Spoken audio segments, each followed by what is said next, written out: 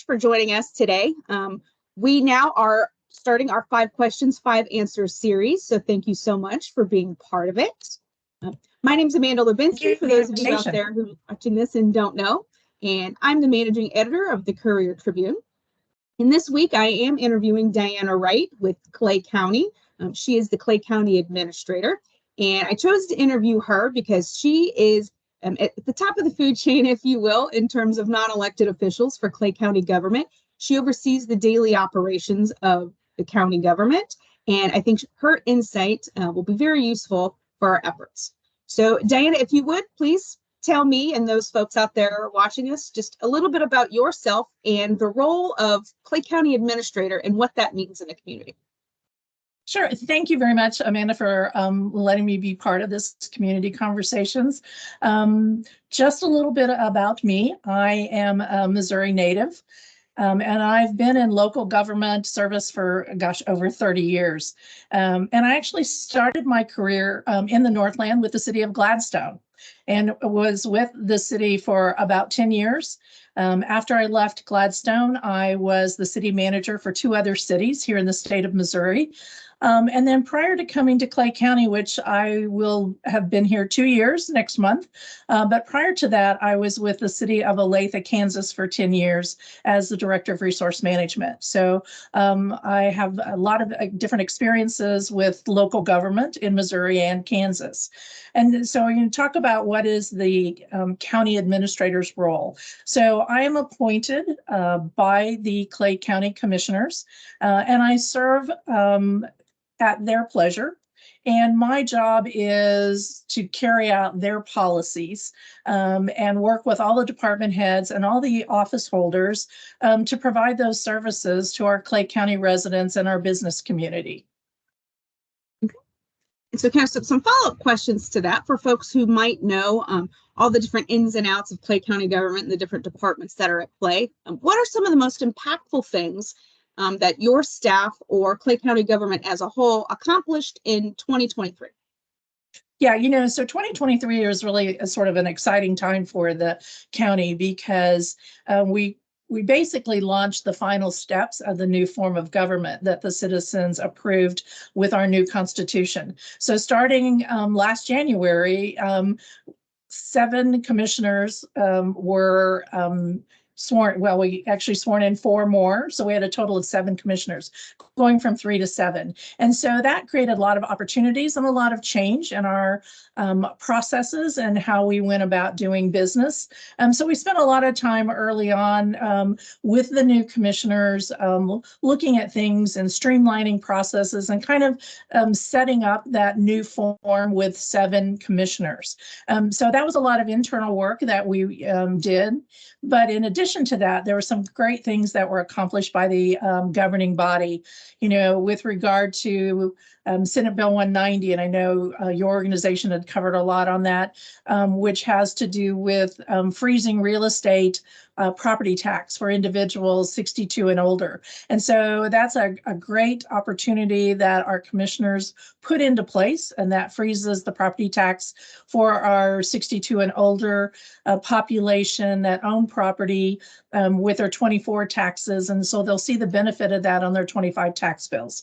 The other item that I think was a significant accomplishment for the county in 2023 was voter approval of the dedicated 911 device fee, which is a revenue stream and replaces the antiquated revenue stream that we had that was on landlines that are diminishing by the day, and certainly was not providing sufficient revenue to basically cover our current costs of 911, nor help us going into the future where we can, expand our functions and our technology that is used for 911, which improves the services that it provides. And then I think the other thing that was very important to us that our staff worked on was expanding our transparency to our residents. And so We have stood up a new county website, which we believe has a lot more information about county government, where our citizens' tax dollars go. And so it's very important to us to expand on that transparency. We also launched a new tourism website that we also want to expand, economic benefits to the county. And so, there were a lot of things that we looked at for efficiency and process improvements, and we're continuing to look at those items. But I think those are some of the really key accomplishments that I think have a big impact for our citizens. Okay, so it's certainly a lot there. So what are some of the goals for 2024? Right. So one of the other things that was accomplished in 2023 was our commissioners actually held a strategic planning session. And so they developed a strategic plan in collaboration with the other office holders and our staff, which basically established what is the vision for the county, what are the key focus areas that they want us to work on and align our resources with, and what are some short-term goals for the next 2 to 5 years. And so we've certainly, as a staff, have starting to implement that strategic plan. And out of that, there are, 2 major focuses for 2024 and beyond that. And that is to expand our street maintenance and preservation program and also concentrate on public safety. We believe those are priorities of our commission, and we believe those are priorities of our citizens. So in the 2024 budget, we are increasing our funding for our street maintenance and preservation program. And we also have dedicated funds where we're going to start the evaluation needs of our Rooney Justice Center and our detention center. So those are some of the big projects that we'll be working on this year. Fantastic. So before we get into the major questions here, I'll just explain for folks who are watching this at home or at work, wherever they're watching. So the Courier-Tribune's goal in 2024 is to understand our role in the community like never before. So 5 questions, 5 answers is part of our overall community conversations initiative, and it's an opportunity for us to ask the same 5 major questions of leaders throughout the county and the country through our sister publications and parent company, Cherry Road Media. So the questions I'm asking you today, the major questions, are going to be asked of community leaders across the county as well. So we certainly appreciate you taking the time this morning, Dianna, and introducing yourself for the folks in the community who might not know you. So our conversations start with you, but they're also going to be shared each week on our website, mycouriertribune.com, as well as our Facebook page at My Courier Tribune, starting next week. So we chose you as our first interviewee because you represent the government engine, which is driving our community. So we're looking forward to hearing more from you and others to gather those different perspectives that everyone is going to bring to our project. So the first major question we have for the series is really the most important, and that is, in your opinion, what's the most pressing challenge facing our community at the local level today? I would say possibly I've sort of identified 2. The first one that I think from the county's perspective that, while I will say, it has challenges, it's also very positive, and that is growth. Clay County is one of the fastest growing counties in the state of Missouri, and there are, very number of positive components to being a growing community, but also that can create some challenges. And so, for us to focus on growing county and how do we continue to meet the needs of our citizens and as we grow. And, there are different components of that when we talk about growth as a challenge. One is from public safety, which is a priority for all of us.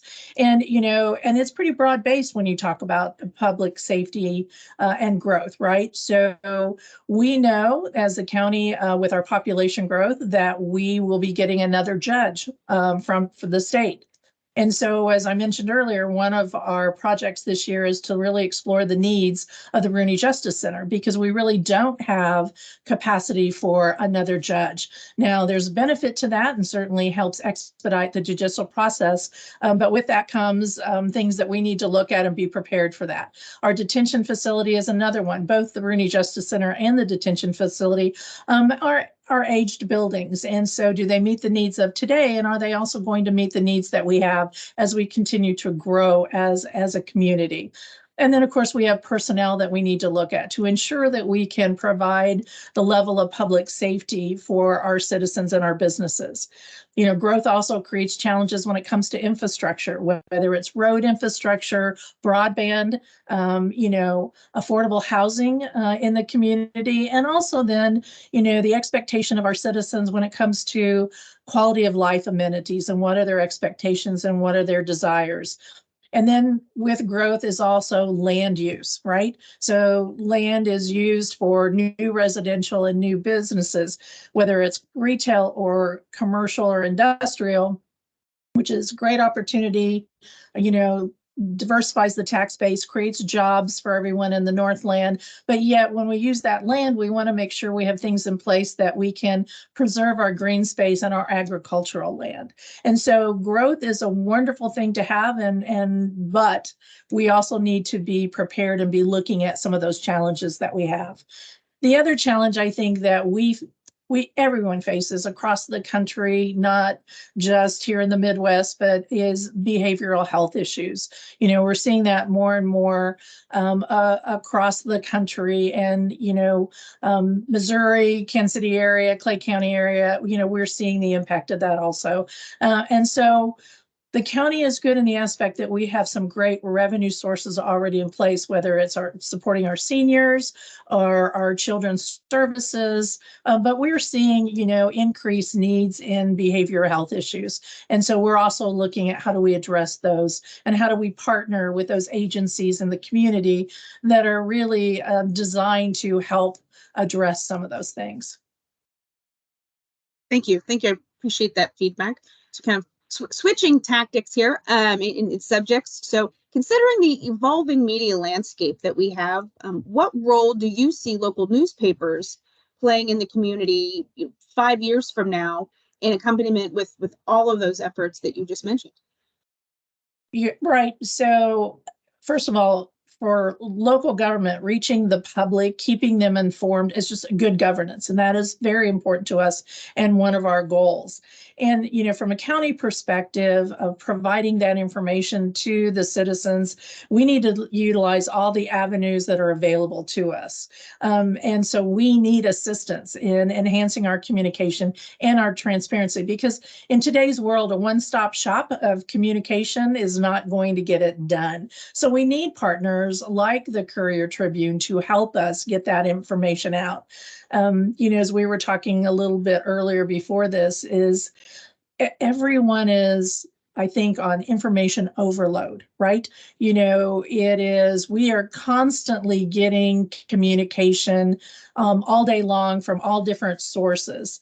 And so for us as a county to ensure our residents are getting the information that, you know, we want them to have and that they want to have, you know, how do we help them manage that? So, you know, how do we have snippets of information that get the point across and their attention that kind of is filtered through all the other communication that they're getting, so it kind of rises to the top on those things that are important to them. And I don't have the answer to that. I am, you know, media is not my expertise. So we really need organizations like the media role, the newspaper, to help us communicate with our citizens. So, and you have extensive experience kind of in government and in pushing out those messages, whether those are internal or external customers, you know, internal for the county being, you know, staff, external being residents. So are there any kind of trends or tips, tricks, strategies that you have found throughout the years in terms of communication and getting those messages out where they are received and understood that maybe we could also follow suit on? Sure. You know, it's interesting because, you know, one of the things that we are focusing in on the county is, you know, that we are, you know, customer focused, that we are data driven. a little bit with taking data and helping us understand, what works, what doesn't work. And so we are now just starting to do that with our own social media, because obviously now you have the ability to start looking at data and, what do we get the most readership on? What do we get the most attention to? And it's very interesting to me that we seem to get more when we're putting information out about the county when it's more personal. Right. I think that's a challenge that government has is, sometimes people think of the government as this, building that sits here. But, the government is all of us. It's our residents, it's our business community, and it's our employees. And so I think for us, what we're striving to do is to put a face on government, the individuals that provide those services. And we seem to see that our citizens, people that are watching our information we're putting out, that seems to be interesting to them. That's important to them. So I think what I've found over the years is when you're telling the story or telling the information, you have to personalize it. How does it impact the individual? What's the human interest part of it? And I think that makes interest to individuals. People want to know about that. Clay County is a great caring community. You see that, in instances when things are reported in tragedy, how the community rallied around when the officer in North Kansas City, or recently rallied around the family who lost one of their children. And so we are great caring, but it's not just tragedy that I see in Clay County on how our citizens help each other, whether it's the individual who takes his snowblower and does the whole neighborhood, right? And so I think what I've found is how you personalize the information, how it impacts individuals, putting a face on our organization and who we are, and how we're here to serve the public helps us. And I think there seems to be more interest by our citizens when there's that piece and component of the information that they're receiving. Okay, very good. So in your opinion, what role should our newspaper play in promoting that civic participation and community involvement? As I said earlier, we can't do this by ourselves. And, we are not an organization that we have a large communication staff or a large media staff. And so we need to partner with you and provide you the information that you can get to the citizens. I think your world is challenging also. So I'd be interested to hear what challenges you all believe that you're facing in the next 5 years. Because technology is changing. Expectations of our customers are changing about when they get information, how they get information, how quickly they get that information.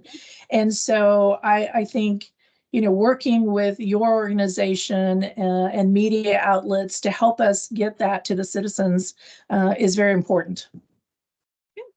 So kind of in that same vein, what community events or activities do you believe our newspaper should cover better to connect with those residents? Yeah, I'd say from the county's perspective, one of the things that we think is important and is the meetings, the commissioners' meetings when they make decisions, right? And in government, what we do impacts citizens and businesses, every day. And so I think it's important for them to stay informed. So, somehow working so that there is information out there about those decisions that are being made by the governing bodies, whether it's the county or the cities, and how that impacts individuals, right? It's going back to that human interest, what's in it for me, what impacts me. And I think it's about sharing the successes, right? And we all know sometimes there aren't successes. And so, reporting that also, what could be the downside of it? And I think that's pretty important, and help us build a sense of community, right? And I don't have the answer for that exactly, but I think, it's sort of trial by error, right? It's, keep trying different avenues. I think, blending and having dynamic synergy between the printed and the other digital platforms. We know from our operations that one of the expectations, and we're seeing more and more of it, is individuals want to have access and do business 24/7, including access and business with their government. And so we're continuing to enhance that. Technology was supposed to make our lives easier, right, and simpler and more free time. And somehow I think we filled all that free time up. And I think people are busier today than they've ever been. And so for them to want to pay a bill with the county online or fill out an application, many of our residents want to do that after the kids go to bed late at night. And it's not during just regular business hours.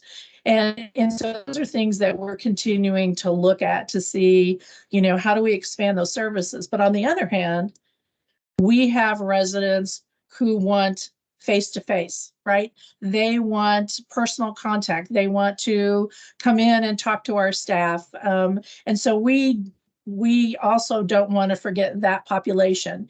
And I do not believe it's just an age issue at all. I think coming out of the pandemic, I think people had an impact on isolation. And so, once we were past that, I think there are people that want to come out and again, be a sense of community. And so I think, helping us do that and providing those services to our citizens, and also what are those community events that, they want to come to. And so talking about what you all can do to help with what are those community events, especially those social events, those things that, again, coming out to and helping to build that sense of community and that interaction and address any isolation that individuals may feel. Yeah.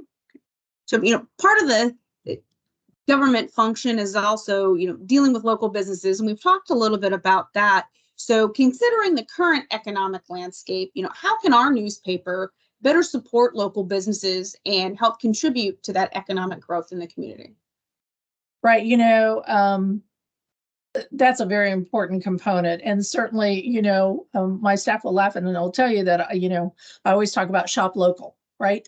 To me, that's very, very important. Now, I know during the pandemic, a lot of individuals who did not shop online, did it for need, and then it's convenient. I certainly understand that, but it does have an impact on our local businesses. And we have wonderful, great businesses here in Clay County, small niches that I think people may not even be aware of that are here. Also why is it so important to support your local businesses, right? Those are where their friends and their neighbors work, so they're supporting them. It's also keeping their tax dollars in the county or in that city that they live in. So that helps maintain the roads they drive on. It helps pay for the police department, the fire department. And so I think it's very important to understand why the benefit is to shop local. And, from the media and your support, it's like, how do you, again, tell the story of what does Clay County have to offer for new businesses coming in and the benefit to that, but also help sharing what are those businesses that are here in Clay County that individuals may not be aware of. I'm not sure about, you've talked about your, corporate and, so one of the things, how you can help, and I don't know if this is even feasible, but, can you partner with sister media, right? So I don't know, if you have a sister media newspaper in a community, 4 hours away, but, can you do sort of this, collaboration where they would run stories about, things to do in Clay County, right? Come to Clay County, what do we have? What are businesses we have? And vice versa, you would do the same thing to help promote our individuals to maybe take a weekend and go there. So it's kind of, how do you collaborate with your organization across the area to benefit all the communities that you serve? And so I don't know your world, but, that would be something if that would be doable to help promote our community to those areas. And in fairness, you'd need to be able to promote their areas to our communities that may want to take a day trip and a weekend trip. So. Okay, I appreciate that. I think that's a very interesting idea, one I haven't heard. So I appreciate that. So Dianna, that was all the questions that I had today. So thank you so much for sharing not only your time but your perspective, and being part of our 5 questions, 5 answers series. Before we leave, what question is there that you may have that we can ask the community in our upcoming survey about, your organization that you would like the answer to? No, and I appreciate that opportunity. I think a couple things is for us is, how do most people get their news, right? Is it through the printed? Is it through digital platforms? What is their sort of mode of preference? And then, what areas of government interest them the most? What are those things that they really want to know that maybe we are not. Well, we may have information buried on our website, but if it's a high priority that our citizens want to know about, then how do we elevate that? And we want to know that. I think for us, it's also very important. We've talked about us as a county putting information out, but it's also very important to us that we get communication back. We want to hear from our citizens. And so what are those avenues? Have we created barriers there that they're not able to communicate to us and let us know, how can we improve? What are the issues? What are the challenges? What are the roadblocks they have in working with the county? We also like to hear the positive too. What are we doing well? Because then that helps us also even improve those areas that we're not doing so well in. So I appreciate the opportunity that you might be able to put some questions in your survey for us that would help us benefit. And certainly want to express our appreciation of working with your organization. One of the recent things we have going on right now is updating the county's comprehensive plan that's over 20 years. And so it is a very large project, but a huge component of that is engagement of the public. And so you all have helped us get that messaging out about taking the survey online, and we also have paper copies of the survey, but attending some of our in-person meetings or taking the virtual meetings online. And so that's very important to us because, again, this is the design of where the county is going and how it's going to develop over the next 10, 20 years. And so we want that feedback. And so you guys have been great about helping us get the word out. And I thank you for that. Oh, well, thank you. I appreciate the compliment. And that's our role here, right? It's to be collaborative. And so that's the whole point of this effort. It's the community conversations effort is, as I said a little earlier, it's kind of our version of the comprehensive planning process. So I think it's apropos that you're our first person that we're talking to. So I really appreciate it, Dianna. Thank you so much. That's it for this week's interview. Next week, we're going to be interviewing another community leader. So if you would, and those of you who are watching this, please help us spread the word about these conversations by sharing this video when you see it pushed out on our Facebook page at My Courier-Tribune next week. And also, more importantly, let us know what you think about these communications and these conversations in the comments on our Facebook page. And also, you can watch them in full, always on our website at mycouriertribune.com. Dianna, thank you again so much for joining us. I appreciate it. Thank you, Amanda. Thank you. Have a great day.